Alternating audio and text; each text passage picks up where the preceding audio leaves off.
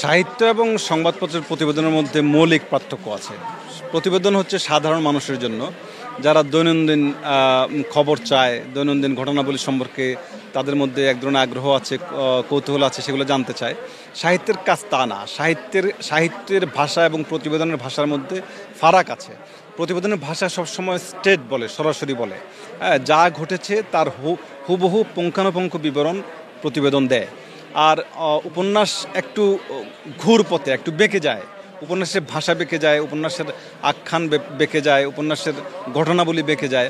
যেমন ধরুন, উপন্যাসের প্রতিবেদনে কোনো একজন মানুষ কাঁচপুর হয়ে কুমিল্লা থেকে ঢাকায় প্রবেশ করবে। সে কিন্তু প্রতিবেদনে এইভাবে সরাসরি প্রবেশ করবে, সরাসরি কাঁচপুর হয়ে তিনি ঢাকায় প্রবেশ করবেন ব্রহ্মপুত্র শীতলক্ষ্যা নদী পার হয়ে।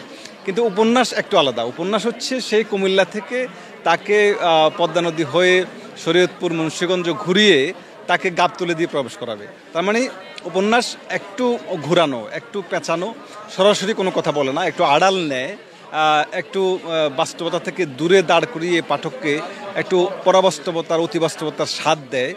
সেটা যদি দিতে না পারে তাহলে সেটা উপন্যাস হয় না। এটা হচ্ছে উপন্যাস এবং প্রতিবেদনের মধ্যে মূল পার্থক্যের জায়গা। আর শুধুমাত্র উপন্যাস যে একটা কাহিনী দেয়, একটা আখ্যান দেয় তা না, উপন্যাস ভাষাও দেয়। উপন্যাস ভাষা নির্মাণ করে। প্রত্যেক লেখকের একটা নিজস্ব ভাষা থাকে এবং প্রত্যেক উপন্যাসিকই কিন্তু প্রত্যেক উপন্যাসে তার ভাষাটাকে পরিবর্তন করে দেয়। ভাষার নতুন বাঁক তৈরি করেন, শব্দের নতুন বাঁক তৈরি করেন। এই শব্দের বাঁক এবং ভাষার বাঁক তৈরির মধ্য দিয়েই মূলত ভাষার একটা শিল্প সৌন্দর্য তৈরি করা হয়।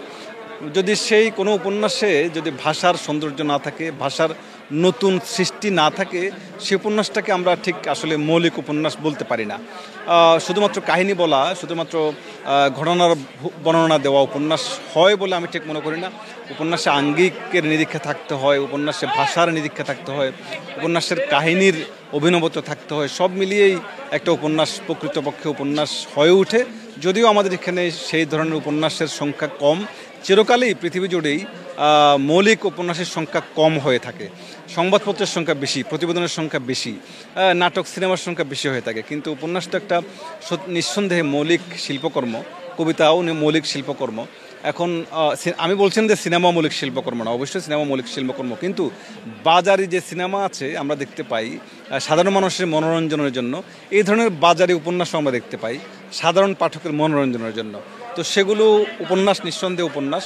কিন্তু উপন্যাসের যে প্রকৃত ধারা, যে মূলধারা, সেই মূলধারার উপন্যাস সবসময় কম হয়ে থাকে এবং আমার ধারণা অনাগত দিনে কমই হবে আর কি। উপন্যাসের সংখ্যাও কম থাকে।